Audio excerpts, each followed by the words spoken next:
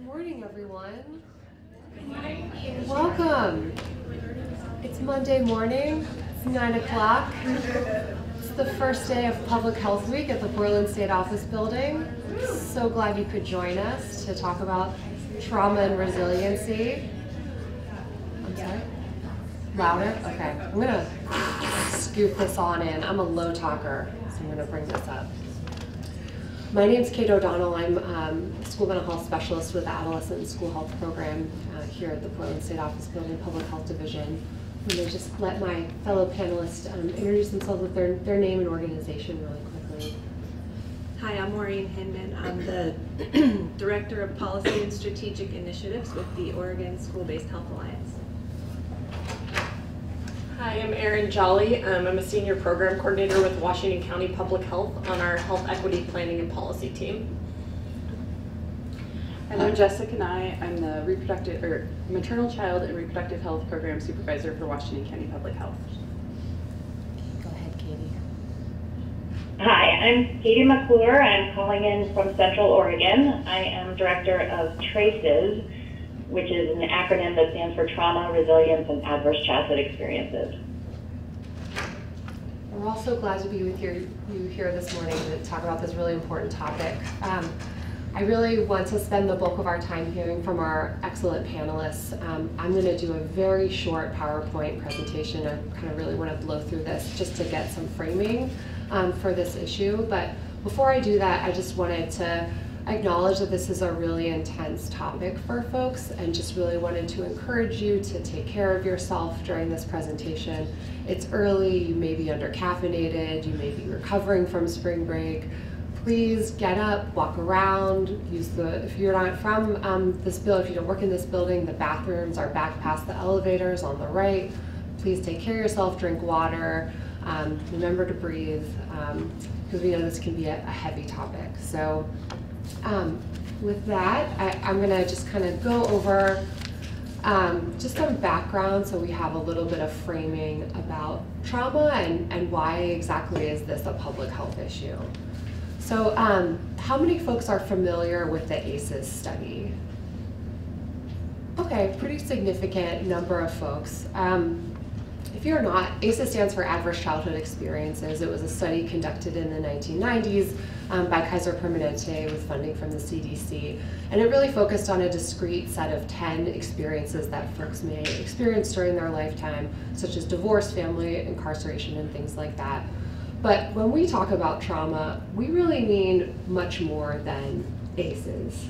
There's a lot of research on ACEs and the impact on long-term health outcomes across the lifespan. But when we talk about trauma, we also mean it could be a single isolated event, like an accident that happens. It could be multiple events over time, like complex, prolonged trauma. It could be adverse childhood experiences. It could be one of those 10 discrete events. It could also be structural violence, so what folks call isms sometimes. So that could be like racism, it could be sexism, it could be poverty. It could be things that are perpetrated by the white majority, cisgender, heterosexual majority against folks who kind of don't fit within those buckets.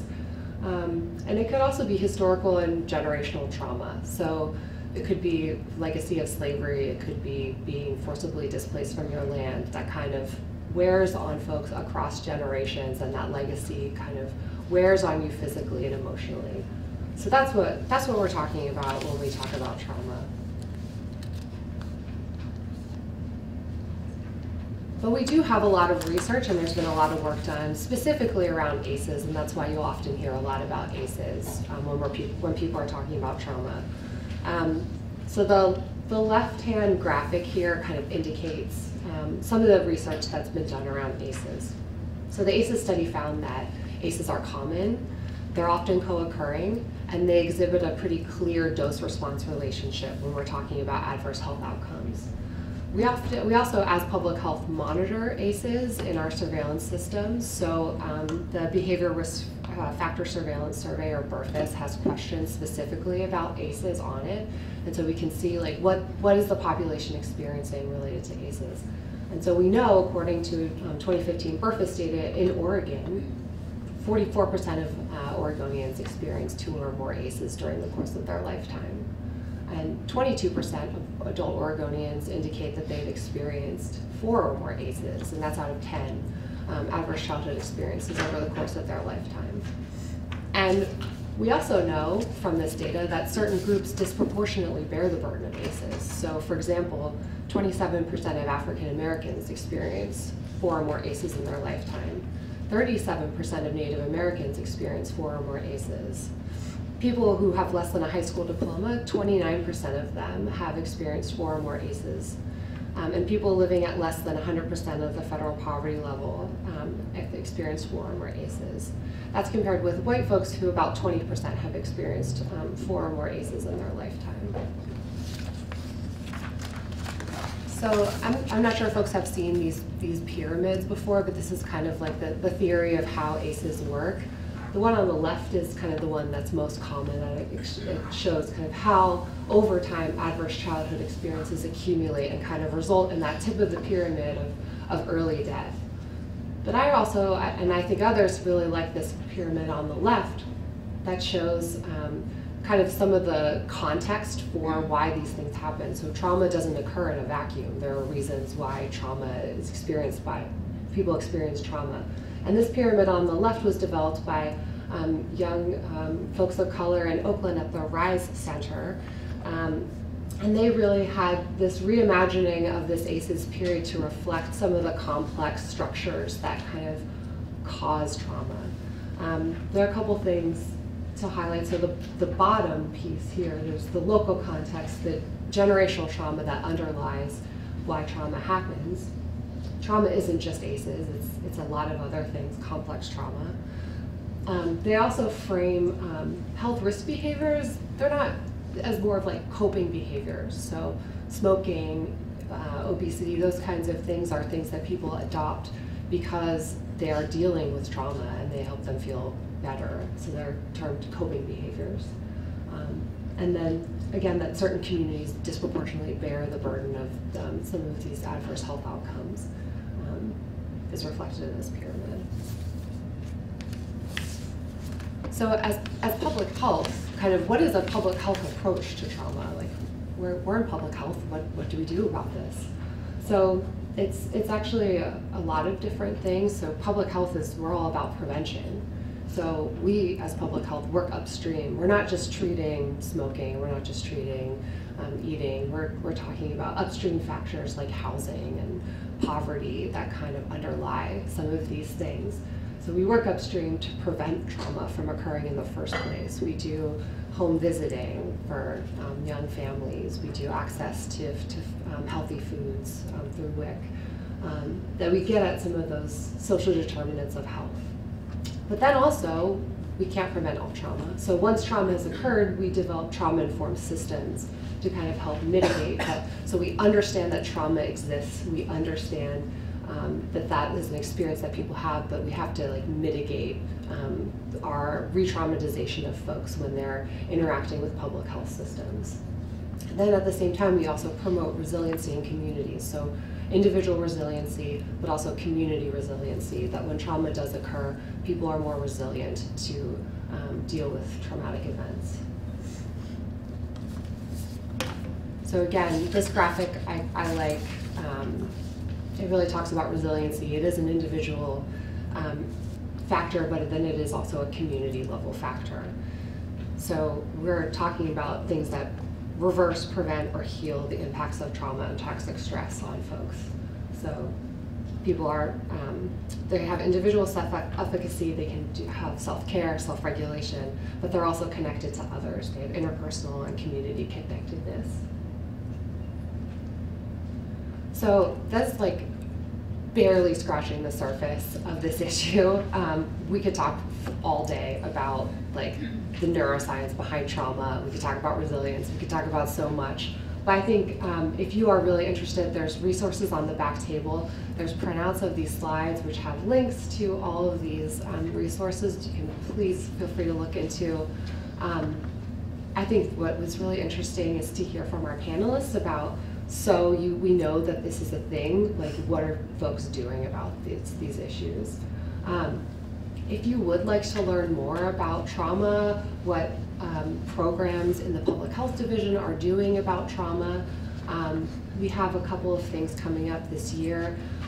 I'm representing the Trauma and Resilience Subcommittee of the Public Health Division at Health Equity Work Group, and we have regular forums in the Public Health Division Portland State Office Building around trauma and resiliency. Our next one is June 12th in room 1B. Please come if you're able. We are going to tackle a couple of different topics during the year related to trauma and resiliency.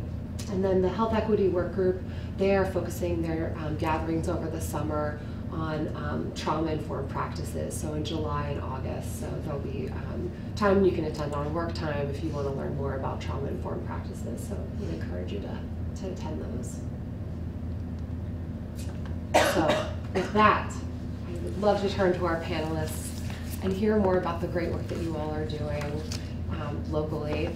So again, if you wouldn't mind just introducing yourselves and then maybe sharing a little bit about your role, and then you know, in 5 to 7 minutes, explain kind of what are you all doing with trauma-informed resiliency building efforts. Kind of describe your initiatives. And Maureen, would you mind starting? Sure. So again, I'm Maureen Hinman from the Oregon School-Based Health Alliance, and so we have a mission of strengthening school-based health services and systems. So a lot of people think of us as the school-based health center. Did it go off? Okay, there we go. So a lot of people think of us as the school-based health center folks, but we also do a lot more, a lot of things that are broader and work really to integrate health concepts into education. So in 2016, we passed a bill to develop a pilot for trauma-informed schools that would be state-funded and that would be able to be evaluated. So that passed. It keeps going off. Sorry about that. It's just going off. Move it closer to your, move the microphone closer to you. Okay. And let's see, so we were given enough money to do 2 pilots, one in Tigard High School and here in the metro area, and one in Central High School, which is in Polk County in Independence. And so I've provided technical assistance throughout the pilot. This is the 3rd year that we're in, and each of the schools has a trauma-informed coordinator that's helping to manage the grant and kind of spread the trauma-informed practices throughout the school. And then there's an evaluator that is from the Department of Education also that has been working. So we've kind of away from the school, I guess, been a team of 4, and then of course there's the work in the schools as well. So the idea behind what we're doing is to create this cultural shift in the school community, similar to the way Kate described how does public health work on creating trauma, did it again, on creating trauma-informed environments. So we have the perspective that it's not just about inserting a program, like I've been working with legislators to talk to them about this, and they keep saying it's the good behavior game, and I'm like, nope, it's not the good behavior game. It's actually a whole entire systemic change that we're working on, and the good behavior game is just one practice or strategy that we can use. So we're working on policies and practices, we're working on engaging students, we're working on obviously professional development for all staff, not just teachers, but everyone that works with students, including sometimes community partners that come and work with students. And we're taking a population-based approach. So again, the focus has not been on bringing in a counselor to provide therapy for kids who have trauma, but it's actually been on creating an environment that promotes resiliency and supports students and staff. And then I've also had the opportunity through a Kaiser grant to go a little bit deeper with the Central School community and create a collaborative So we've, so they're doing what we call Tier 1 population-based approach. That's the trauma-informed work. This community collaborative is working on developing a continuum of services and care that is for students who need more than the Tier 1. And so we're working on, so the collaborative contains public health, the school-based health center, and a number of other community partners. It's very health-focused, and the goal technically is to decrease absenteeism, but with a focus on doing that by addressing ACEs and toxic stress. So what we've been doing, this started this year, so what we've been doing is really taking a look at the resources and the skill set of each of the partners and figuring out how we can set up the best system of interventions that is truly a collaborative rather than kind of a referral partnership. It's much more of a system of interventions that we think can be more efficient and effective. So that's just kind of a quick overview, and I will pass it on. Thanks, Maureen. So Erin and I are both from Washington County Public Health, and I'm going to talk a little bit about what we do internally, and Erin will talk about how we've integrated trauma-informed care with our community health improvement plan. So internally, we have several different levels. We have the Health and Human Services Department level, we have the Public Health Division level, and then we have the program level. And so at the HHS level, we formed a trauma-informed work group that has worked to do the following. We conducted a modified assessment, and we also developed a trauma-informed care policy for the whole department. We've also, if you're familiar with our mental health walk-in center, the Hawthorne Center out in Hillsborough, they've designed that with trauma-informed care principles in mind. They've also worked to help with the CHIP integration as well. Erin will talk about that in a few. We did some pilot assessments and pilot programs with our maternal child health program and also the human services program. We've done a number of workforce trainings focused on resilience. We've also worked to make sure that we have professional translation services available for all of our meetings, and we now have a simultaneous interpretation system available. We've worked to ensure that mental health days and breaks and self-care are integrated into our sick leave policy so that those are covered. We also have developed and implemented flex and alternative work schedule policies to help staff. We've developed a healthy leading policy that integrates trauma-informed care principles. And then we also have developed and implemented wellness and team building activities. At the public health level, we've developed a work group, a strategic work group in line with our community health improvement plan that's called the Advancing Trauma-Informed Approaches and Resilience strategic work group.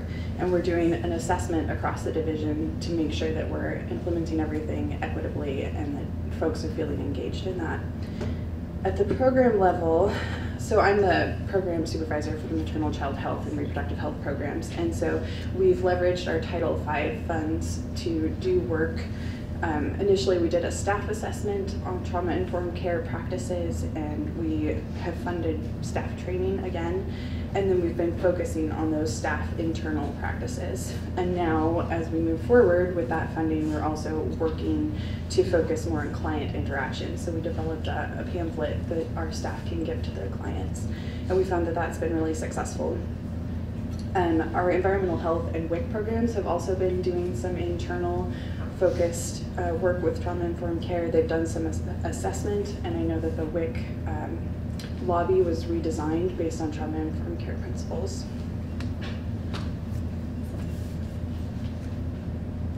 So I'm going to share a little bit about our external work. The focus of our external work at Washington County Public Health has been on supporting community partners in their trauma-informed care and equity approaches. So the primary avenue that we've been doing that is through our Community Health Improvement Plan, our CHIP.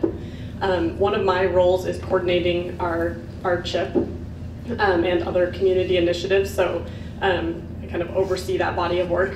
So I'll start with describing kind of our CHIP structure, because I think that will help to understand how we've incorporated some of the trauma-informed care and equity work into it. So our CHIP is made up of a leadership team of community leaders that kind of work in the different focus areas of our CHIP. So we have 6 committees that sit under our CHIP, and we have someone kind of from each of those committees that sits on that leadership team and helps drive and kind of be strategic planning that oversees our CHIP.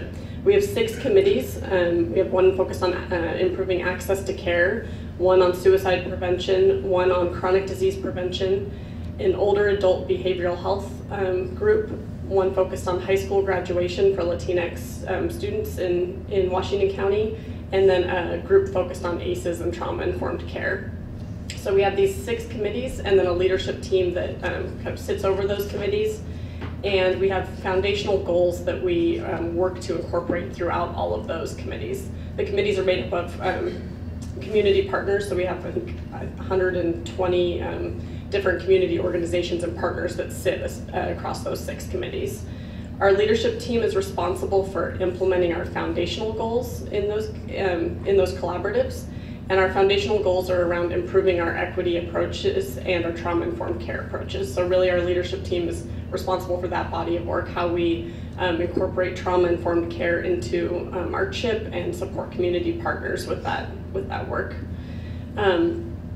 So there's basically 2 primary ways that our leadership team is doing that, is integrating trauma-informed care and equity. The first is they have been working on a TIC and equity toolkit for community partners. The kind of process that we went about that is our leadership team pulled a lot of existing tools together, existing resources. Some of the members on our leadership team have expertise in trauma-informed care and ACEs. There's one of our leadership team members is from Tigard-Tualatin School District and is working on the trauma-informed grant that Maureen mentioned. So we have some of that expertise on the leadership team. And so we, that group pulled together existing tools and developed a kind of draft trauma-informed care and equity toolkit to support all of our CHIP committees to implement. The toolkit includes kind of common equity and trauma-informed definitions for the CHIP collaboratives to use, adopted trauma-informed care principles to incorporate through our work. One of the tools in the toolkit is an operationalizing equity and trauma-informed guide, and that's really been, I think, where most partners have been pretty excited about it. It's very specific actions kind of at every step of the planning and implementation and tracking process that the committees and community partners can take to do trauma-informed work. And I think that's where we received probably the most feedback, is that a lot of trauma-informed work feels very theoretical, and there's a lot of kind of in theory what that could look like. We tried to go through and come up with really specific, like what a committee could do, what a community partner could do to operationalize that work. We also developed meeting guidelines when you're hosting a meeting, kind of all of the considerations for hosting a trauma-informed meeting, how to incorporate that at kind of every step of the process from planning to holding a meeting. We included decision-making tools for consensus-based decision-making, how to think about power dynamics and decision-making in a room, how to discuss that, what kinds of agreements to think about and come up with as a group so that you're considering all of those things. We included a charter and work plan template for the committees that incorporate our equity lens and have questions from our equity lens built into the tools. So we have pulled together this toolkit of all of these, and we kind of unveiled the draft version of it at a community forum recently to get feedback from all of our community partners on what was helpful and what they would like to see in the toolkit. So that toolkit is up on the Washington County Public Health website, and we are basically, based on the feedback from the forum, working on kind of continuously improving it. It's a living document. The feedback from the forum was all around really simplifying the tools, making them accessible, We got a lot of feedback that community partners kind of wanted scalable tools. There were some partners that wanted kind of 1 or 2 tips on how to host a trauma-informed meeting, and then there were some that had really gone a lot further with how they were implementing trauma-informed work, and were looking for some really in-depth how to operationalize equity and trauma-informed approaches in their work. So we've been working on kind of having some different options in the toolkit depending on where a community partner is at in that process. The second way, so in addition to the toolkit, the second way that the CHIP leadership team is supporting community partners in trauma-informed and equity work is through some mini grants. We've provided mini grants to 10 organizations this year for their building organizational capacity in equity and trauma-informed work. And the leadership team really left that definition open. We did a very simple application process to hopefully engage more partners that had less grant writing capacity in their organization, and really just said that anything that was around building internal organizational capacity to do equity and trauma-informed work, or to implement an initiative using trauma-informed and equity approaches and showing how those were integrated, could qualify for the grant. So we funded 10 organizations and plan to do this as an annual part of our CHIP to fund those organizations. So we'll know kind of this summer how that went. Those grants will be complete in July. Thanks, Erin. Will, would you mind introducing yourself and sharing a little bit about the work that you do? Yeah. Okay. So testing. Hi, folks. Sorry I was late. My name is William Miller. I serve as the Future Generations Collaborative Health Equity Program Coordinator. And what the Future Generations Collaborative does and is we seek to reduce substance-exposed pregnancies in the Multnomah County region through a wraparound service model and a trauma-informed care model. So we have 4 approaches to doing that. We have a education lead who oversees all education components, trainings, technical assistance. We have an evaluator to evaluate the ongoing work of our efforts to make sure we're staying in line with trauma-informed practices and meeting the outcomes and goals that we've set for ourselves. We have an engagement coordinator to mobilize our community partners, mobilize those in our collaborative to engage in our work and to get out on the ground and participate within our community. And then we have a policy component, which is the component that I oversee. And we really try to, the policy component is driven by all the other mode leads, so education, evaluation, and engagement. So what are the needs of the community based off of that? How can we implement policy, systems change, policy environmental systems change for the betterment of our community through prevention and intervention strategy? And they task me with that to do that locally and statewide. Thanks so much. Okay, Katie, I'm going to turn on your microphone. And Heather, I know, can we get her video up on the screen?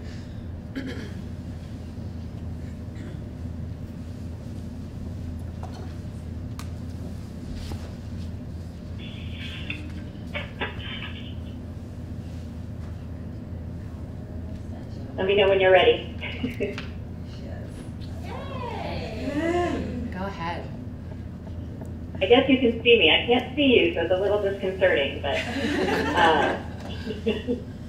I'm Katie McClure. I'm, like I said, in Central Oregon with TRACES, and again, that's an acronym for Trauma, Resilience, and Adverse Childhood Experiences. TRACES is a partnership or a movement. It's not an organization or an initiative. It came about a few years ago when a number of entities in Central Oregon were starting to recognize the research that came out of the ACEs study that was mentioned earlier.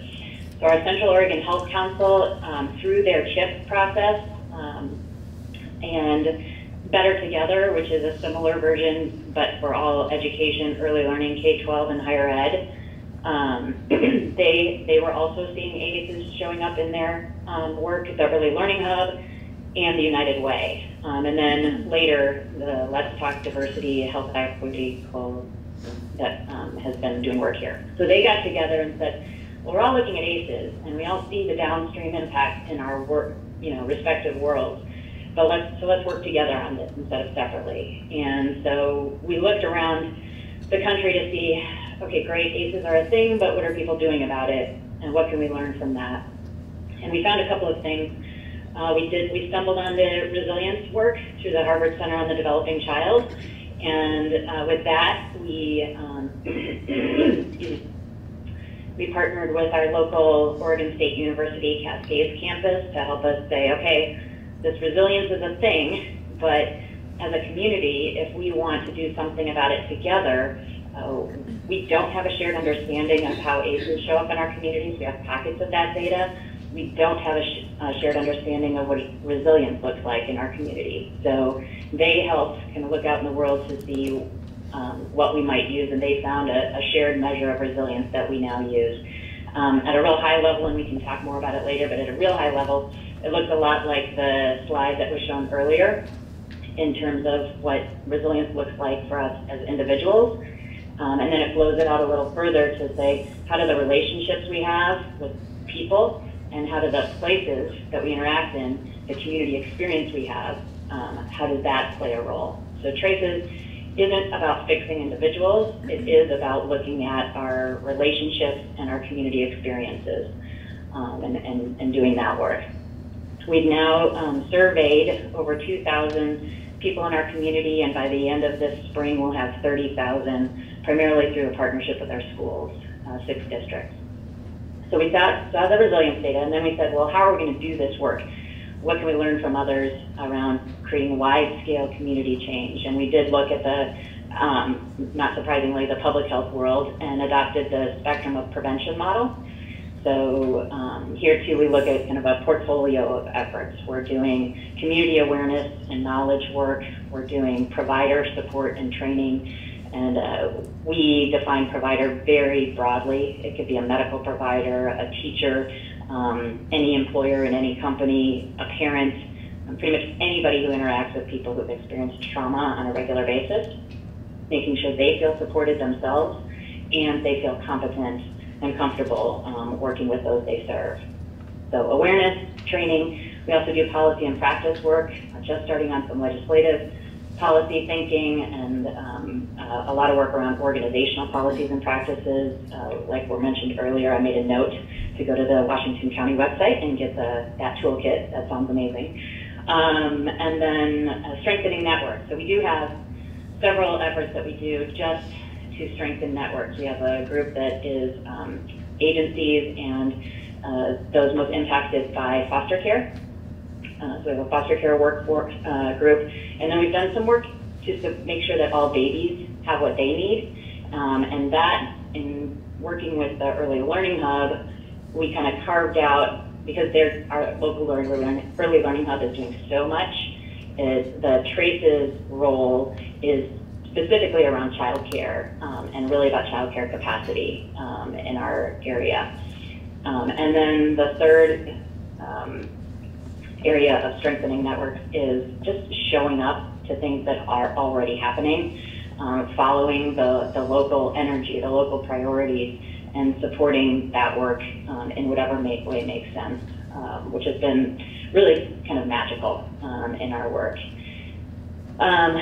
And then, so putting all those pieces together, we do have a theory of change. It's very simply that if those spectrum of prevention strategies are put in place, so the awareness, training, policy, practice, and networks work, that will impact what we call the little r resilience, and that's the resilience that we're talking about here, the individual, relational, and community experience.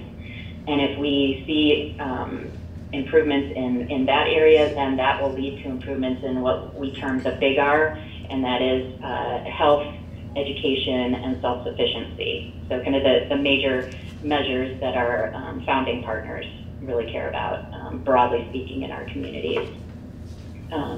What this looks like, we have 80 partners who have formally signed on to be a Traces partner, and that's what we're working to do. We're trying to spread this prolifically.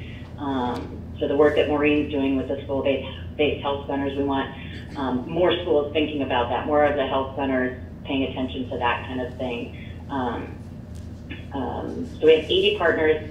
That to be a partner, you're basically saying, I get it. I understand that there's an issue. I'm going to do something about it. I don't know what that something is. It might be big, it might be small, but I'm going to do something. And I want to learn together with the other partners who are doing this work. So we do have regular learning communities, turning out to be about 2 a year, where we just invite everybody together. We talk about measurement, we talk about organizational policies and practices, we talk about challenges and successes. We just learn together. And that sounds like that was my time, which is perfect. I can stop right there.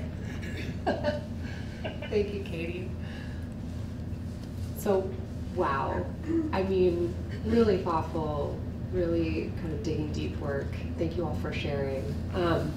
One thing that really stuck out for me in hearing you all speak was kind of how you formalized these things into different kind of structures. So whether it's CHIPS, whether it's legislation, whether it's policies, charters, toolkits, funding, partnerships, you're kind of building intentional systems and structures to kind of put these things into place, which is really impressive. Erin touched on this a little bit when talking about your work, but I'm really curious if you all could maybe quickly provide some concrete examples of the work that you're doing, like maybe 1 or 2 things, because as Erin mentioned, I think sometimes when we talk about trauma-informed policies and practices, people are like, what does that mean? Like, is that a fidget? Like, what is that? So maybe if you could give some concrete examples of like, what does that actually look like in practice with your work? Or would you mind starting again, Maureen?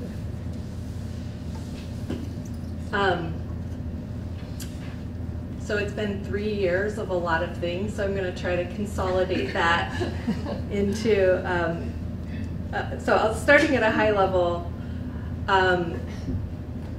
when we started the pilot program in 2016, there were not very many schools that were doing this work nationally. There were a few that had started, there were people that were doing some training in the school, but as far as like a systematic approach for how to do this, that wasn't really happening. So we did start off doing some basic infrastructure setting up, like setting up a leadership team at each of the schools, and eventually setting up cohorts of people who were getting deeper training. But at the same time, we needed to set up, again, more of a system. So we kind of took our collective knowledge about project management and systems change and education and trauma-informed approaches, and we looked at a number of frameworks and models that were for different sectors, and we pulled all of that together, and we created domains. So we sort of created our own framework. And so at a high level, the domains are sustainability and committed leadership. So we focused on leadership development, professional development. So a lot of constant training of all staff and eventually students and parents, actually. Policies, procedures, and practices. So looking at things like discipline practices, and both of the schools started taking a much more restorative approach to the way that they do discipline. Behavior response and supports, so they have these, what they call multi-tiered systems of support, so creating systems in the school to address supports at different levels for students in positive and compassionate ways. And focus on equity, diversity, and inclusion, which actually is really embedded in all of the other domains, but also we wanted a separate domain just to make sure that it was continuously in the foreground of the conversation. Cross-sector collaboration, so looking at how can partners support this work, because really this is expertise that exists in the community, particularly with health partners in the community who already were doing this work, like in Washington County. And in fact, one of those grants went to a group called Tiger Turns the Tide Tigard, who has been doing train the trainer trainings for parents who are starting to train other parents about ACEs and stress and parenting and how you work with kids in that way. And as I mentioned in Central, the Central Community Collaborative is also working together. Student and caregiver education and engagement, so there has been very strong efforts at engaging students in doing like peer education. So students are creating videos that are going out to all of the school. They are a part of, at Central, they crosswalked this social emotional learning curriculum with the positive behavior and intervention supports like the academic curriculum, and they were doing all of that in partnership with the adults. So they're sort of co-creating the language and some of the information that's going out into the school.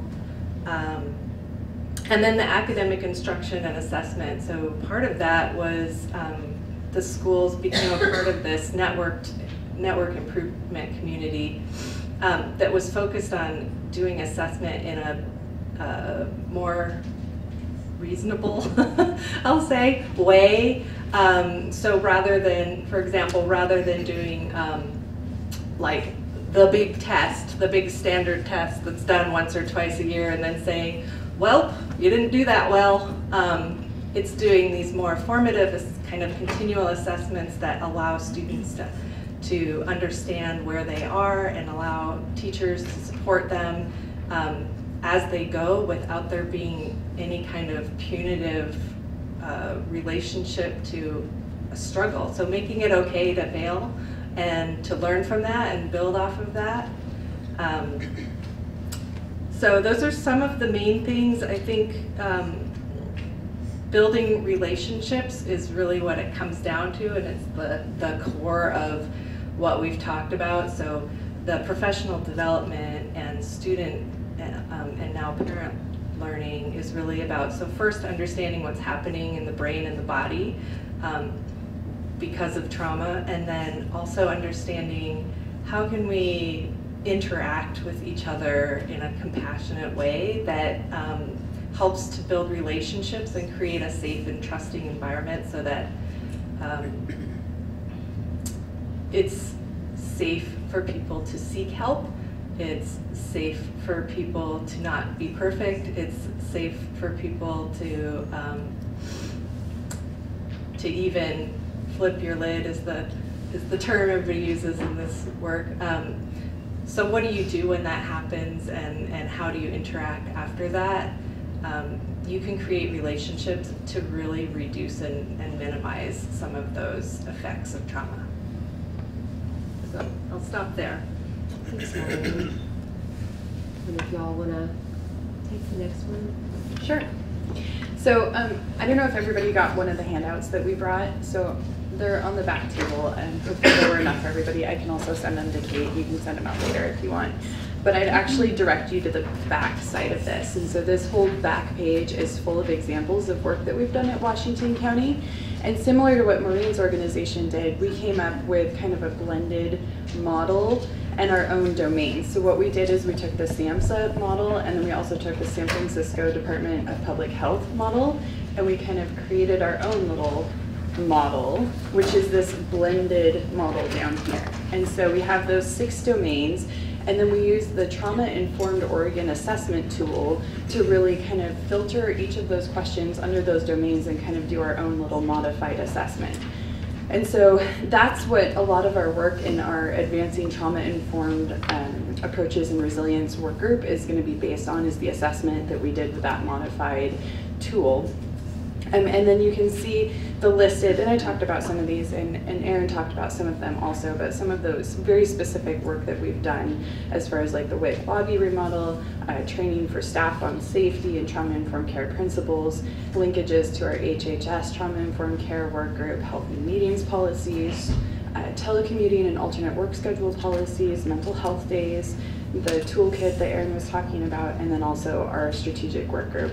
And then under each of the domains on that bottom piece there, you can see some of the things that we've pulled out for examples of how we're already doing work. So that's one of the big things that we found, was that working to build on strengths that we already have was important. Rather than bringing in and building new systems and reinventing the wheel, it was important to recognize the work that we were already doing, improve that, and then work to build bigger systems. Do you have anything to add? Okay. Perfect. So I want to draw your attention to two examples. So the Future Generation Collaborative, the FGC for short, we operate under the understanding of culture is prevention.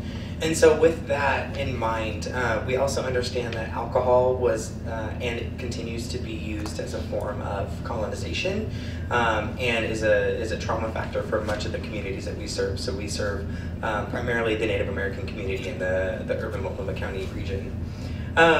So one of the examples that I want to bring your attention to is we have partnerships all throughout the county. One of those partnerships are with the Department of Community Justice in the Family Services Unit. So our education coordinator has trained all of the probation officers in the Family Services Unit to work with clients that they might identify with fetal alcohol spectrum disorder and refer those to the Future Generations, those clients to the Future Generations Collaborative for further assistance, for support, etc. And that partnership has grown into so much more. And now the Department of Community Justice is looking at training more than just their Family Services Unit in trauma-informed practices for the prevention and intervention of fetal alcohol spectrum disorder. The next one was a bill that came up last legislative session, was House Bill 4067. And in our community, much of the families and the youth that we serve who identify with an FAS or FASD are oftentimes placed on an individual family service plan or an IEP, individual education plan in school. And so what we found was in transitioning from kindergarten into K through 12, or kindergarten to first grade, their individual family service plan was not following them, and in turn had detrimental impacts on their education, on their behaviors. It was a rippling effect at home. And so what this bill did was require that their individual education plan or their individual education family IFSP, followed them through third grade. And also it added a 14th category it added developmentally delayed, which oftentimes is what our youth and those who we serve are categorized under. So not only was that successful, it almost passed unanimously. Now our education lead sits on the rulemaking committee with the Department of Education to ensure the proper implementation of those strategies. So we used the networks and resources that we had available to make sure that we were at the table. We had those impacted with fetal alcohol spectrum disorder, those with stories and situations alike at the table with us, to really make sure that this was a robust and comprehensive law that was going to serve the betterment of our communities. Thanks, Will. Okay, Katie, I'm going to turn on your mic. Would you be able to share some specific examples of how you've been translating some of this work into action in Central Oregon? Yeah, I mean, first I want to acknowledge that we have the same challenge, that the specifics get really hard. The concepts are easy, they spread like wildfire, and people really want to very quickly get into the detail, and the detail's hard. Lots of examples in the schools about, calming corners, where you, rather than sending a kid out of the room or out of the space, they learn that in this corner there's lots of different ways you can self-regulate. If you need to be physical, you can crumple up paper and throw it against the wall or throw it into the garbage can and be really physical that way. If you need to sit and just breathe, there are ways you can do that in this space. And I think that's more common now. The one I wanted to talk about, though, is just one that's interesting to us. Through the survey work that we've been doing, we've found that our biggest opportunity across the board, all demographics, is on the question of I feel like I belong in my community, which is really troubling that that's the biggest opportunity area. And you can see that there's definitely a cultural responsiveness component to it. There's diversity and equity components, inclusiveness components for sure. And we're seeing it, though, in every demographic. So one of the things we're doing is we're creating a theme of belonging for our next learning community. Parallel to that, we've been developing a relationship with Warm Springs. They have a Native Aspirations Coalition that we've been attending just to kind of get a sense of what are their priorities, how do they view resilience for their community. And we like to hold our learning communities in different parts of Central Oregon. So we just asked and said, hey, would you want to co-host this next learning community, and the theme is belonging. Hang on, my Skype just went a little crazy. Okay. And they said, yeah, and as a matter of fact, we have an actual SAMHSA, native designed SAMHSA process that has a whole component around belonging. So now we're working together to have our Warm Springs partners facilitate and coordinate the next learning community on the questions of what does it feel like when I really feel like I belong in a certain place or with certain people, and explore that question. And then paying attention to how that answer is different between each of us. And so that kind of opens our eyes to, oh, there are lots of different ways to create space that makes you feel like you actually belong. You're safe, you're welcome, and you feel like you actually belong. And then explore how can we, in our various roles, create more of those spaces and relationships. So just exploring that and leveraging the relationships we've had along the way. One specific example that I really like is from Mosaic. Mosaic Medical here is a strong partner. They also do a lot of our school-based health centers, but they're doing a lot of this work internally, and they got some feedback from some of their transgender patients that their signage for women that says, you know, women should have this kind of exam. They've now changed that signage to say anybody with these internal body parts should have this exam. So really saying across the board our specific signage matters, and even those things that we may not think about, those details matter. Thanks very much, Katie. So another side of this kind of the squishiness or wanting to know what this looks like in practice is there's a lot of resistance sometimes to implementing trauma-informed practices. You all are doing amazing work. I'm sure it was not instantly smooth sailing to get folks to sign on to some of these initiatives. So I'm wondering if you all could talk about how you got buy-in and overcame opposition to the work that you're doing. Or you can start, but other folks, if I feel bad, I'm like pointing it on you. Please go ahead. It's okay, but then I'm like, yeah, what she said every time somebody else goes. And actually speaking to that, about the squishiness of it, as well as a little bit of resistance. Part of the work when you start doing this is we want it to feel really professional and worky when you're in your work environment. And it's really something where you are learning about your own vulnerabilities and thinking about your own history as you're a professional who's learning how to create a trauma-informed environment, or a teacher learning how to interact with a student in a trauma-informed way. It's a very vulnerable place to be. So I think sometimes there's a little bit of, we haven't really encountered opposition. Everyone's like, yeah, this is a great idea. Wow, this is an amazing concept. Why didn't I know this before? Give me some tools. And the tools part, the give me tools part is the part where you start to feel a little resistant sometimes, because there are some tricks and tools and strategies that you can share, but it's also very much a mindset shift. And that's something that an individual has to do. It's work they have to do. A lot like equity. It's really work you have to do to acknowledge your own biases, to acknowledge your own history and how that is influencing the way that you're interacting with people. So, but at a higher level,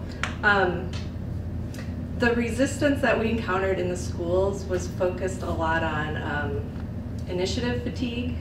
They get stuff that comes down from the state, from the feds, and from their own administration, just being like hammered down at people all the time.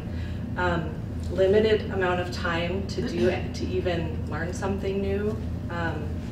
And then the idea that being trauma informed might mean that they are expected to just let kids off the hook for a behavior.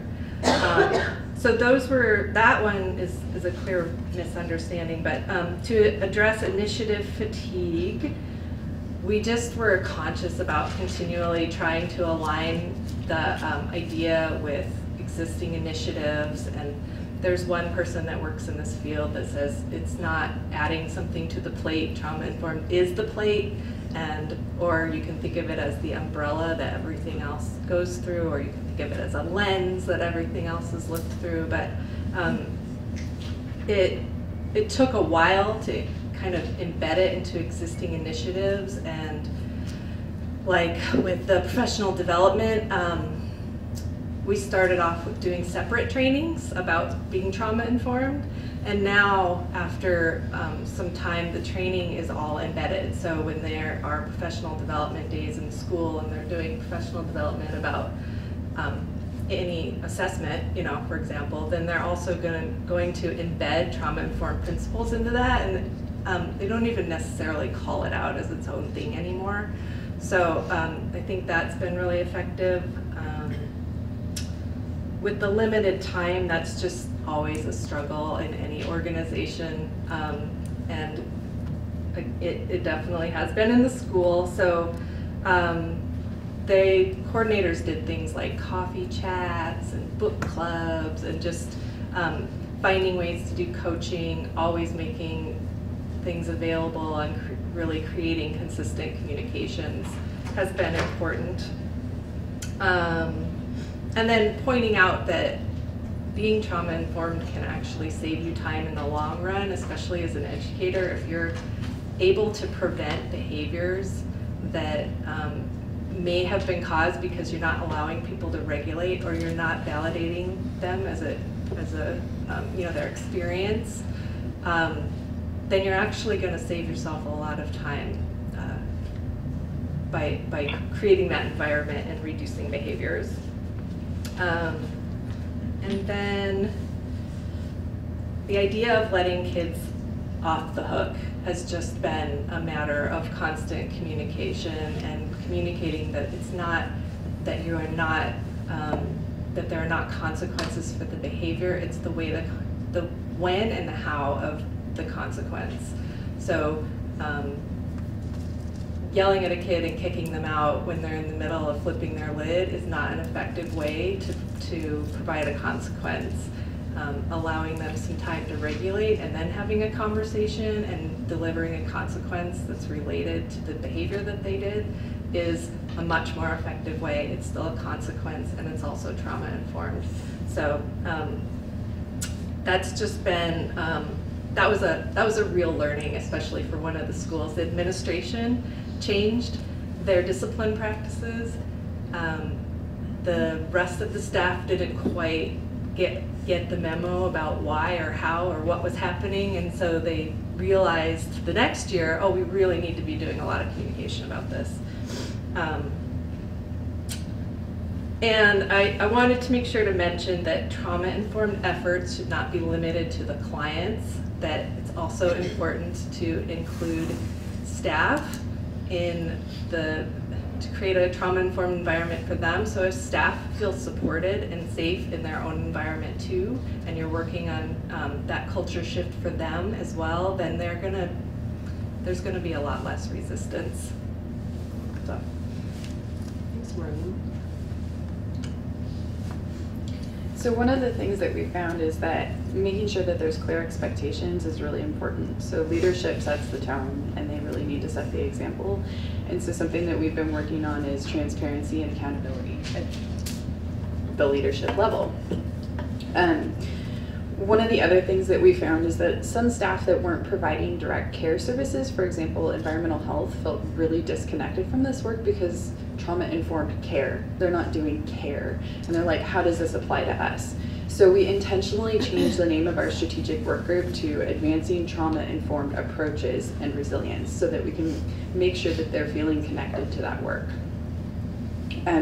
One of the other things that we've done is we've recognized that the impact or that trauma has an impact on everyone, and how can we get all staff involved, and that links back to that as well. We've developed some specific and actionable tools, trying to move away from theoretical tools and theoretical ideas so that they can apply it to real world situations and their lives. We've also done work to find a balance between internal and external work. So we definitely have a focus on staff and how can we make them feel safe, but also the work on how can we make clients feel safe. I would say one of the other things that we've done is, again, focusing on things that are already built in. So what's in place that we may not have already thought about, and kind of like what Maureen said, integrating trauma-informed care principles into existing policies and training. So we've actually included trauma-informed care, trauma-informed principle training into our new employee orientation and into our annual training plan. And then I would say the last thing is program implementation. How do we make sure that programs are able to implement these? And so that's one of the things that our strategic work group is focusing on, is creating tools and templates that make it easy for implementation. It makes it consistent across the division, but it also makes it easier.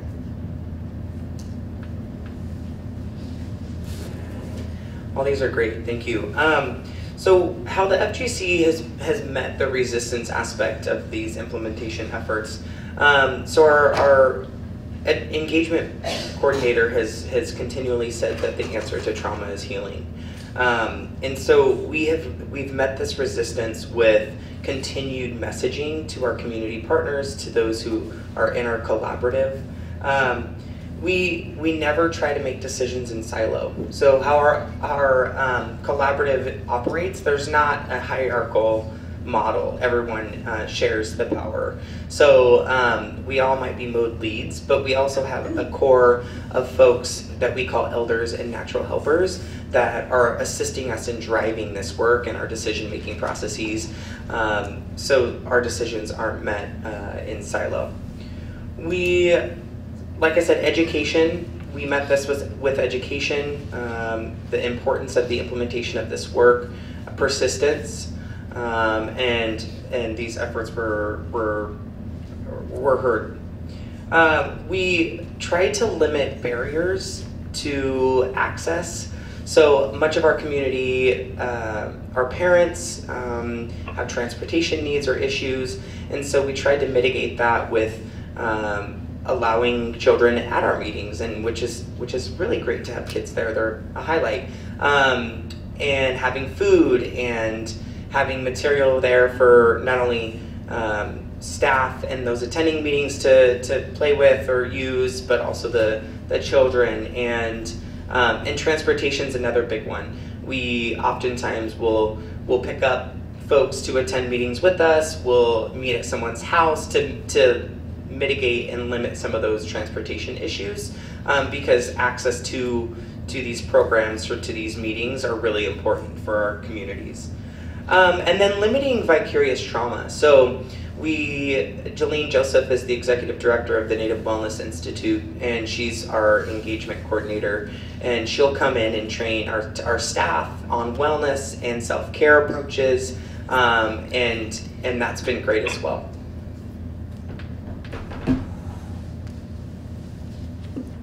Great, thanks, Will. Okay, Katie, I'm going to turn your microphone on again. There you go. Thanks. And I'm just taking a lot of notes on what all the other speakers are saying. I love that the answer to trauma is healing, and that's just a good phrase.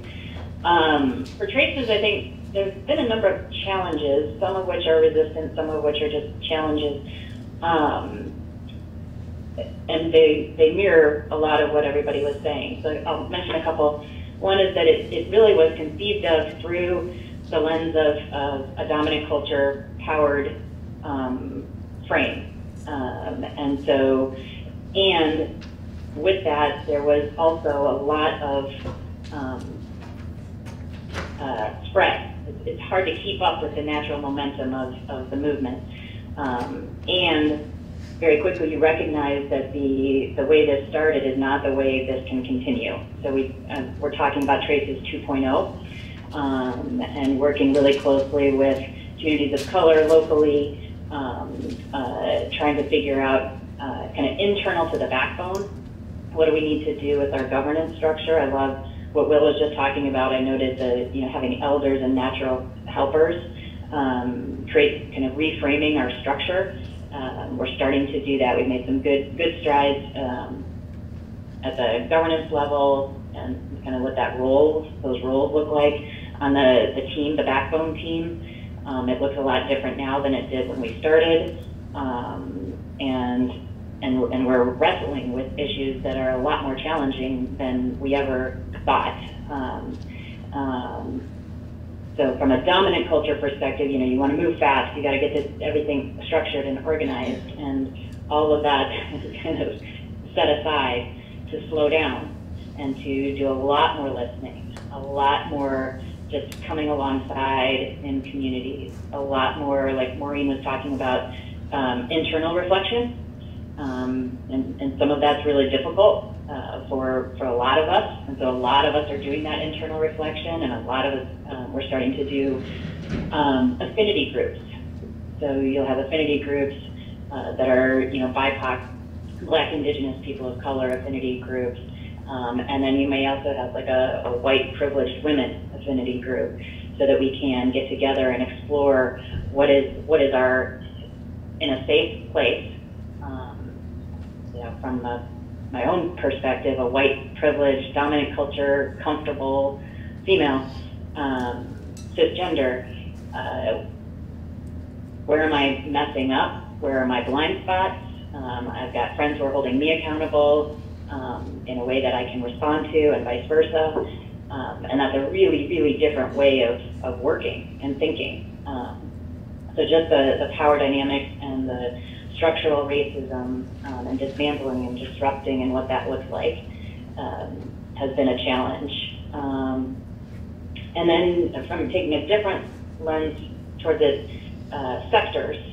So schools have been just a really rapid engagement when all 6 school districts in Central Oregon are now adopting a culture of care with training and extra mental health supports and train the trainers and coaching and revamping the internal school committees.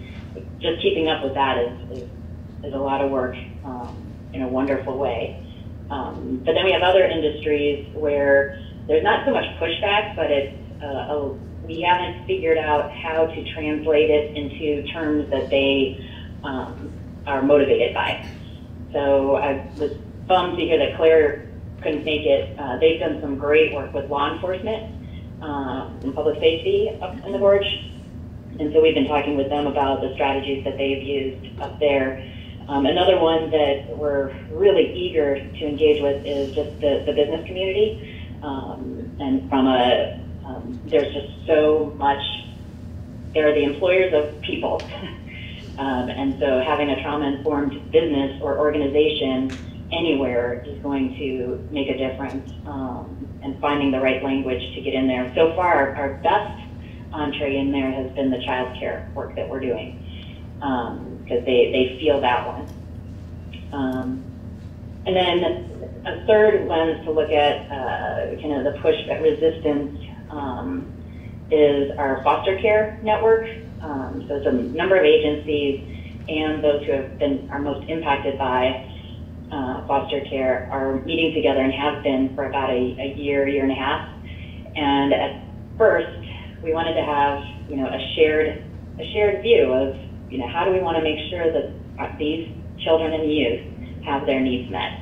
And it's really hard to break out of what my organization does and what this organization does and what this organization does and look at like a shared measure. And so it's taken a lot of relationship building. The way we're funding the work is very different. You know, it's not different agencies going after their own grants with funders. We're creating a shared agenda with a portfolio of investments that will land within a number of the different agencies around the table, but we're going to advance that ask as a community ask. And it's been really just kind of hard to break out of our mental mindset and our traditional funding mindset to think that that might even be possible. And because as funders, we've always also had pretty strict rules for how agencies can apply. So those are sort of the different types of resistance we've been running into and how we're thinking about those. Thanks, Katie. So we have about 15 minutes left. I still have 3 questions, so we're gonna have to make some choices.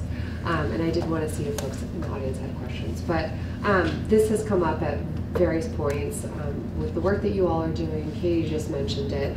We talked about earlier how trauma is a public health issue, but it's also a health equity issue. And so I did want to hear from the panelists about how your efforts around trauma and resilience are addressing structural racism and other forms of oppression in your communities. And when you seriously don't have to start if you don't want to. Does anyone want to start? I can't. Okay, go for it. So I would say one of the, I would say to start that we've been really intentional about our decision to combine and connect and align our equity work and our trauma-informed work and approaches, and to have kind of an intentional focus on the trauma from racism and the impact that has on our community. So as part of our TI/equity work, we've been partnering with many community organizations and specifically contracting with organizations led by communities of color to improve the ways that we do a lot of things with a focus on improving the ways we collect and present and share data, specifically disparity data, and improving a lot of our community engagement practices and partnership work. So I'll give a couple examples of this. We recently contracted with the Coalition of Communities of Color to help improve the way that we were doing our community engagement for our community health assessment, and made a lot of improvements in that work. We've also been in the process, we're finalizing a community engagement policy right now as a division that focuses on how we involve those most impacted in kind of the design and development stages of programs, and how we compensate community members for their time and expertise when we do engagement processes. And then we've also adopted kind of a statement on structural racism that we have adopted to share alongside disparity data to make sure that that connection to why we're seeing those disparities is really clear. So we've integrated a lot of those into our trauma-informed work. Thanks, Erin. Yeah.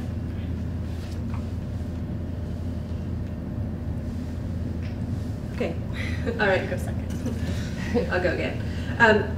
So we've done a lot of similar things, basically, you know, looking at data, including students and parents, you know, including communities. Some of the core things that we all know we're supposed to be doing, but I think the thing I want to mention,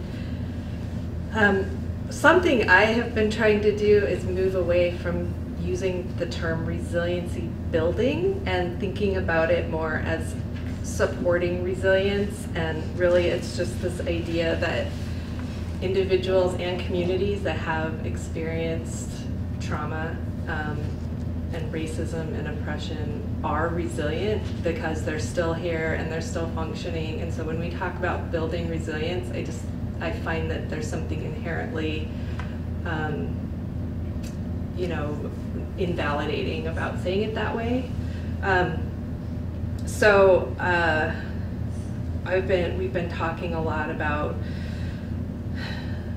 really focusing on supporting people to expand their skill set and thinking about the fact that we're supporting resilience not so that people can function in a broken system that was created for and intended for dominant culture, but so that they can actually work to help change that system. So it's just a different perspective in how you're approaching that idea of resilience and equity. That's probably where I'll stop because of time, but I just wanted to bring that one up. For the Future Generations Collaborative, one of the big things right now we're focusing on is this concept of a maternal child health data book. So we've been working on it for some time now with an epidemiologist in Multnomah County to create a maternal child health data book that's specific to Native American populations in the Multnomah County region. It's set to be released in September of 2019, so this year, which will then inform our work on how we can support and move our communities forward. But in addition to that, the FGC hosts men, women, and youth gatherings that are centered around ceremonial traditions and practices. So going back to that concept that culture is prevention. And in those gatherings, our youth and our men and our women are reinforced the idea that they belong and that they're here for a reason, and that their skin tone, while historically oppressed and underserved communities, they're just as important as anyone else. So those gatherings are really critical to the families and communities that we serve as well. Thanks, Will. Okay, Katie, I'm sorry that you're always last, but I did turn on your microphone if you have other comments to add. Yeah, I think I'll defer since I talked about that in my earlier answer. Okay, thanks. So I have so many questions. I'm so excited about this work, but I did want to, we have 10 minutes left. I did want to open it up to the audience. If you have thoughts, something has sparked a question that you'd love to hear from the panelists. For folks in the room, if you have a question, I can repeat it back into the microphone for folks who are listening in on the live stream. I'm not sure if there's a way to, do you know, Victoria? I'm sorry, we just got like sat at the table. I don't know if there's a way to ask questions in the live stream, but. I don't think that the Skype is connected to the folks in the live stream. Okay, okay, well, folks in the room. Does anyone have any questions for the panelists?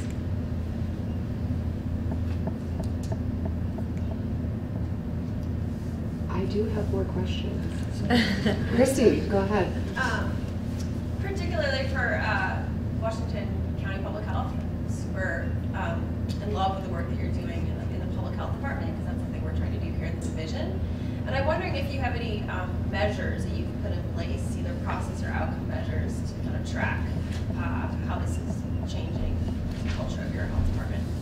So for folks on the live stream, the question was specific to Washington County Public Health about how folks are measuring the impact of their work. And actually, if others have thoughts too about how you're measuring success, please feel free to jump in.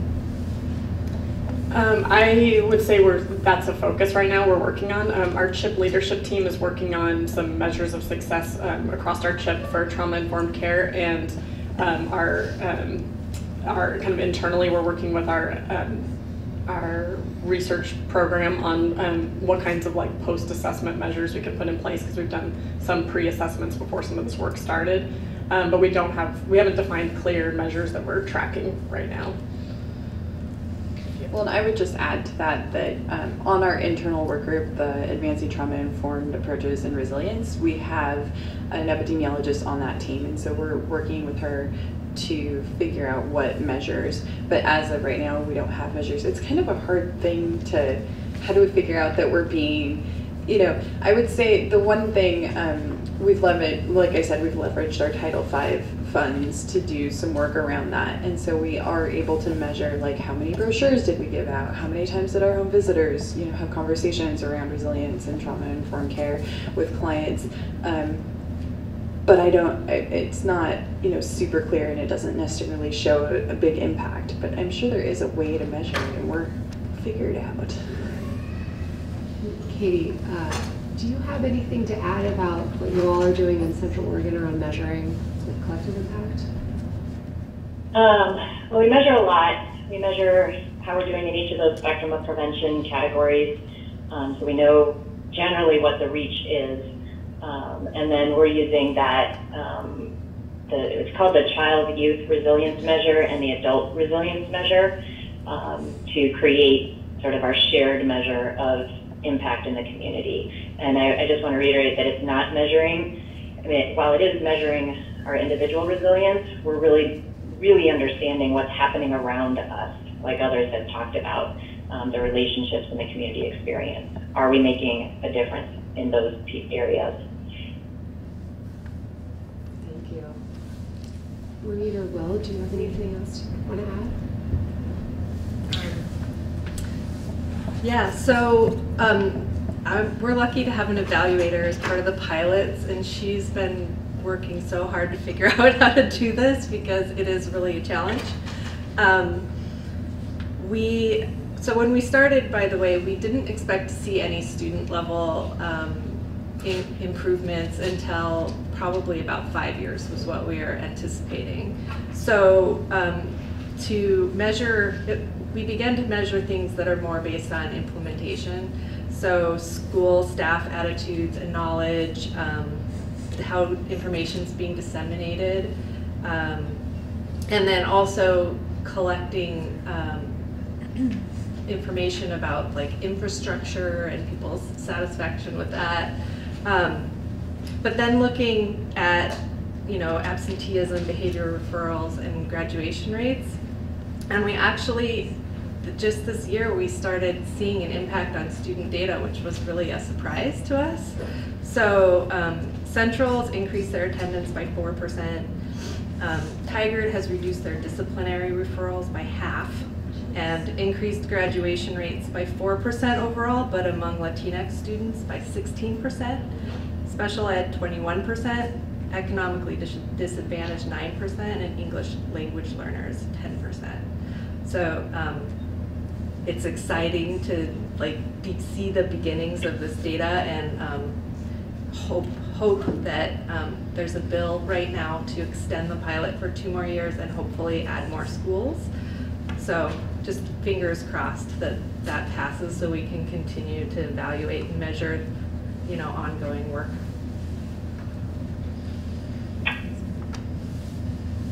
And for the FGC, we recently just finished a 5-year strategic plan. So checking in on that and making sure we're up to schedule. And then specifically with the Department of Community Justice, I'd say that we measure evaluation as success in terms of how many probation officers we're training and providing technical assistance to, and those touch points throughout the education service model. So those are just a couple examples.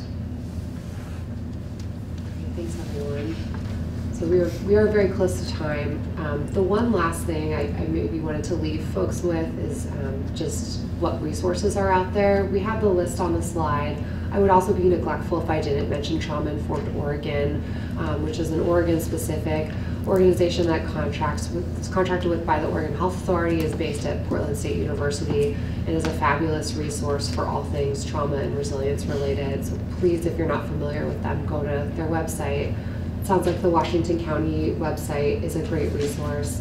Are there other resources that you feel like are essential for folks that you would recommend, maybe SAMHSA, for doing this work if you wanted to bring this work back to your programs or institutions?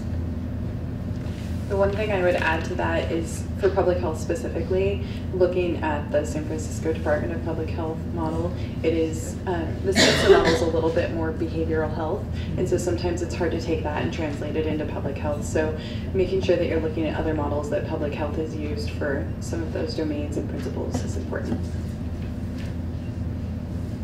I would also recommend, like I mentioned, Jolene Joseph is the Executive Director of the Native Wellness Institute. She provides a lot of different material and resources around culturally specific trauma-informed care.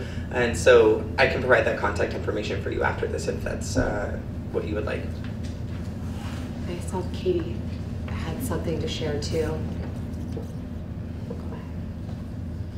Just wanted to share that we've had a great response. Whenever we have a big question, we go out to the ACES Connection Network on their website, and there's always somebody there who's doing what we need to do or haven't run into challenges with. So that's a good resource. And then the other one, we would just offer, surprisingly, some of the national groups, research groups, Robert Wood Johnson and America's Promise and others have been shocked and excited about the resilience measurement that we're doing, which kind of surprised us. So we'd be happy to share.